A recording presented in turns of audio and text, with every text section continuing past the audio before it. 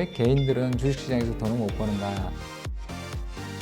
외국인이 제일 많이 샀던 종목, 기관 투자자가 제일 많이 샀던 종목, 개인 투자자가 제일 많이 산 종목, 너무나 놀라운 사실을 발견할 수가 있습니다. 이코노미스트로서 몇 가지 노하우를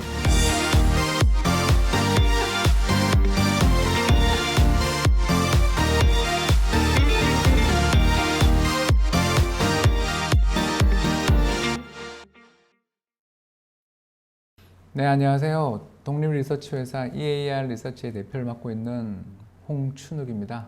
안녕하세요.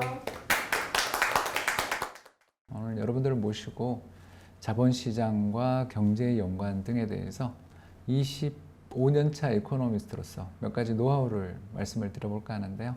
먼저 이런 기회를 주셔서 대단히 감사하다는 말씀 드리며 간단하게 이야기를 시작해 볼까 합니다. 첫 번째로 저희들이 관심을 가질 수밖에 없는 주제에 대해서 먼저 흥미를 끌어야 되니까요. 관심을 가질 수밖에 없는 주제 중에서 가장 큰 것이 왜 개인들은 주식시장에서 돈을 못 버는가에 대한 이야기 아니겠습니까?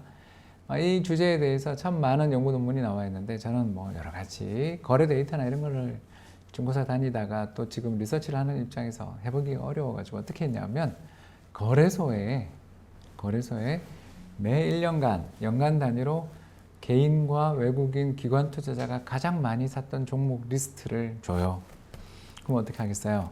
외국인이 제일 많이 샀던 종목 1등부터 10등, 기관 투자자가 제일 많이 샀던 종목 1등부터 10등, 그리고 개인 투자자가 제일 많이 산 종목 1등부터 10등을 구성해낼 수가 있죠. 그리고 그 종목들의 연평균 주가와 그 다음에 산 다음에 이제 다음 해 주가가 또는 그해 연말 대비 주가는 어떤가를 한번 측정해 본 적이 있었는데 너무나 놀라운 사실을 발견할 수가 있습니다. 여러분들 지금 나와 있는 그림을 보면서 기가 막힐 텐데요. 먼저 잠깐 좀 설명을 드리자면 외국인 투자자들이 전부 다 플러스가 나고 있습니다. 2008년 글로벌 금융위기를 비롯한 아주 극소수의 일부 예외적인 시기들을 제외하고는 우리나라 시장에 들어와 있는 외국인 투자자들은 어마어마한 수익을 올리고 있습니다. 참고로 2002년 이후에 연평균 우리나라 주식시장의 수익률이 한 8% 정도 되거든요. 그런데 외국인들은 좀 못했던 해가 한 40% 수익이 나고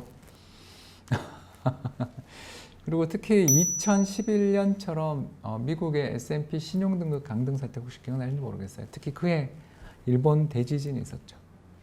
정말 금융시장의 변동성이 너무너무 컸던 그 해조차도 외국인 투자자들이 순매수한 종목의 수익률은 마이너스 4%로 막았습니다. 한마디로 말해서 손실은 최소화하고 수익은 극대화. 가장 좋았던 해는 2005년으로 외국인 순매수 상위 10종목을 그냥 단순히 사기만 했더라도 130%의 수익을 올릴 수 있었습니다. 물론 2005년이 좋은 해였어요. 그러나 2005년처럼 이렇게 어마어마하게 좋았던 해들을 이렇게 좀 제외하고 보더라도 외국인 투자자들은 정말 대단한 성과를 올렸다는 걸 알 수 있는데 이제 반대로 개인 투자자들의 성과가 우리는 궁금하잖아요. 아니 질문에서 개인 투자자 성과는 어떻습니까? 라고 떡밥을 던져놓고 왜 이렇게 이야기를 안 하는지 궁금하시죠? 이제 그 비밀을 풀어드리겠습니다. 바로 첫 번째 말씀을 드리자면 지난 2002년부터 시작해서 2018년까지 그러니까 만 17년 정도 되겠죠. 이 긴 시간 동안에 개인 투자자가 플러스 성과를 냈던 해는 2005년, 2007년, 2009년 그리고 2017년 4년밖에 없습니다. 다시 말해서 외국인 투자자들은 2008년 글로벌 금융위기 같은 대격변이 나지 않는 한 마이너스 성과가 안 납니다. 전부 다 플러스가 나고 시장 대비 압도적인 성과를 낸다면 반대로 지난 17년 중에서 개인 투자자들은 그 좋았던 상승 랠리가 있었던 시기가 많았음에도 불구하고 개인 투자자들이 플러스의 성과를 낸 해는 단 4번에 불과하다. 당연히 마이너스 성과가 일반적입니다. 왜 이런 일들이 벌어지는가에 대해서 수많은 투자자들, 수많은 연구자들이 고민을 해왔죠. 저 역시 고민을 해보고 공부를 해봤더니 재밌는 결과를 하나 알 수 있었습니다. 그것은 바로 뭐냐? 우리나라 주식시장의 주인은 안타깝게도 외국인이다라는 거. 물론 제가 모 연금의 자산 배분 팀장을 했던 사람으로서 모 연금이 얼마 전에 한국 시장에서 주식을 사면서 한 2달 사이에 한 5조 원 사면서 순식간에 주식시장의 바닥을 만들어내고 탄력 있게 상승한 걸 보면 모 연금의 힘도 크다라는 건 알고 있습니다만 문제가 되는 것은 그 모 연금의 힘은 주가가 아주 폭락했을 때 저가 매수할 때 좀 나타나는 반면 외국인 투자자들의 힘은 일상적으로 나타난다는 것입니다. 즉 외국인 투자자들이 적극적으로 주식을 사면서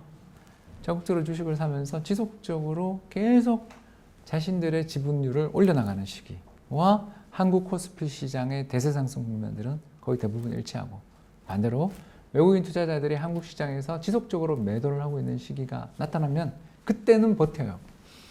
잠깐은 개인 투자자들과 기관 투자자들의 매수로 주식시장이 버팁니다. 그러나 한 1년 정도 또는 2년 정도를 지나면서 외국인 투자자들의 매도가 끝없이 이어지는 가운데 결국 시장에 힘이 닿으면서 주식시장에 어려움을 겪는 거죠. 가장 대표적인 게 2018년 아니겠어요?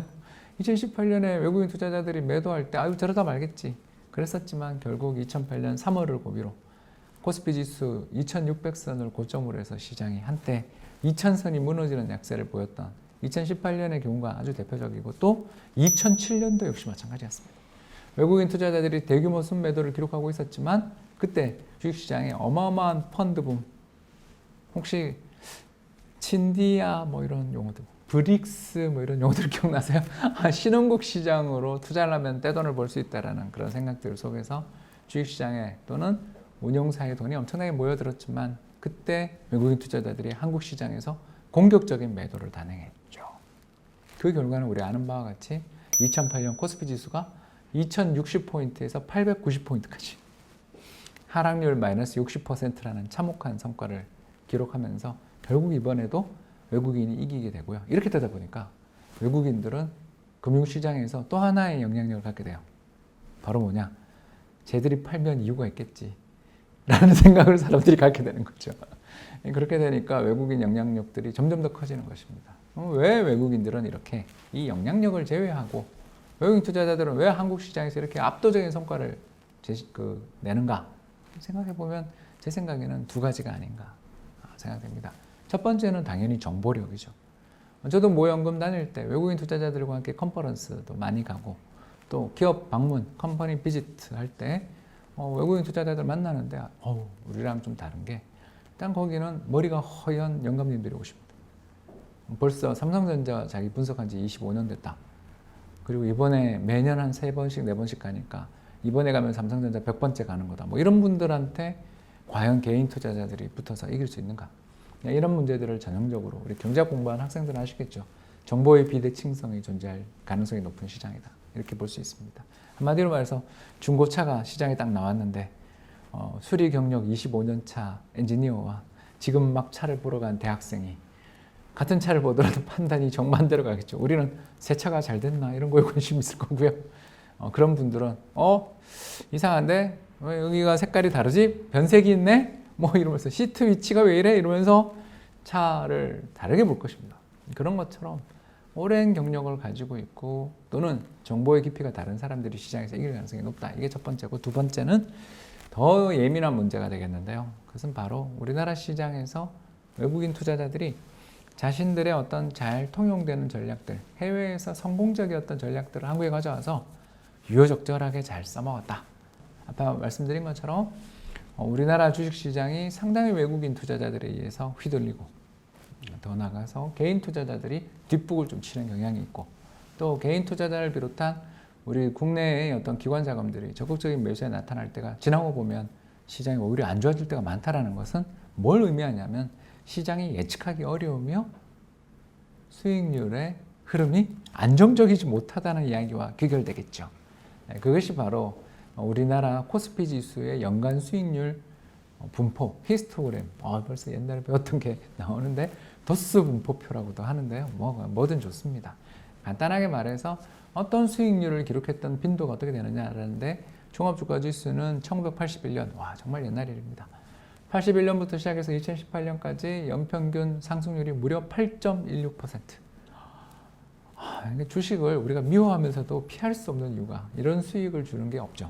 우리 은행 예금 해봐야 1.5%도 안 주죠. 아니, 한국은행이 금리를 내리셨으니까 이제 1.25%가 될 것 같고 연말에는 1%가 깨질지도 모르겠습니다.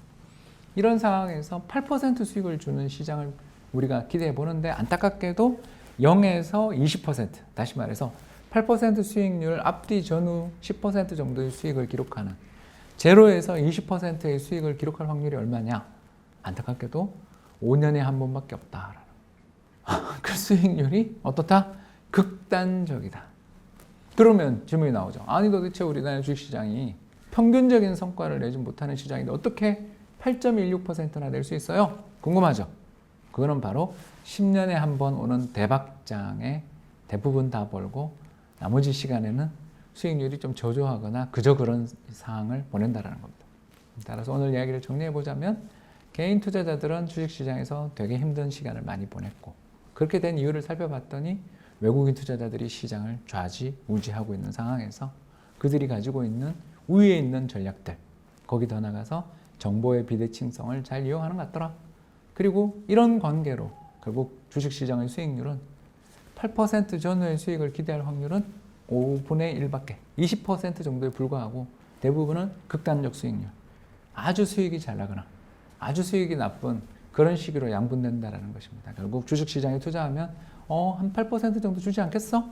라는 그런 생각으로 주식에 투자를 하고 했다가는 자칫 잘못하면 마음만 상하고 돈도 잃어버리며 시장에서 쓸쓸히 후퇴하고 또 후퇴했던 그때가 대박 수익률에 전이할 수도 있다는 점을 기억할 필요가 있다는 겁니다.